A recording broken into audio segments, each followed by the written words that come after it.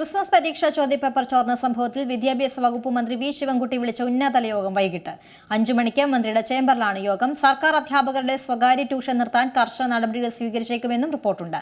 ചോദ്യപേപ്പർ ചോർച്ച അന്വേഷിക്കാൻ പ്രത്യേക സംഘത്തെ നിയോഗിക്കണമെന്ന ആവശ്യവും ശക്തമാണ്. SSLC ഹയർ സെക്കൻഡറി വിഭാഗത്തിന്റെ ക്രിസ്മസ് ചോദ്യപേപ്പർ ചോർന്ന സംഭവത്തിൽ പൊതുവിദ്യാഭ്യാസ വകുപ്പിന്റെ ഉന്നതതല യോഗം ഇന്ന് ചേരും. വൈകിട്ട് വിദ്യാഭ്യാസ വകുപ്പ് മന്ത്രിയുടെ ചേംബറിലാണ് യോഗം.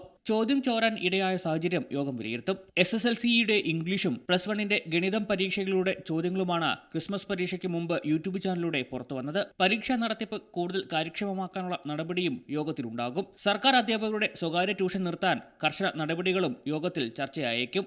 സർക്കാർ സർവീസിലുള്ള അധ്യാപകരുടെ സ്വകാര്യ ട്യൂഷൻ അന്വേഷിച്ച് റിപ്പോർട്ട് ചെയ്യാൻ ഇന്നലെ മന്ത്രി നിർദ്ദേശം നൽകിയിരുന്നു. പൊതുവിദ്യാഭ്യാസ ഡയറക്ടറും ഉന്നത ഉദ്യോഗസ്ഥരും യോഗത്തിൽ പങ്കെടുക്കും. അതേസമയം പരീക്ഷാ ചോദ്യപേപ്പർ ചോർച്ചയിൽ പോലീസിന്റെ പ്രാഥമിക അന്വേഷണം ആരംഭിച്ചു. ഇതിന്റെ ഭാഗമായി MS സൊല്യൂഷൻ ജീവനക്കാരുടെ മൊഴിയെടുക്കും. ചോദ്യപേപ്പർ ചോർച്ചയിൽ KSU കോഴിക്കോട് റൂറൽ SPക്ക് നൽകിയ പരാതിയുടെ അടിസ്ഥാനത്തിലാണ് പ്രാഥമിക അന്വേഷണം തുടങ്ങിയത്.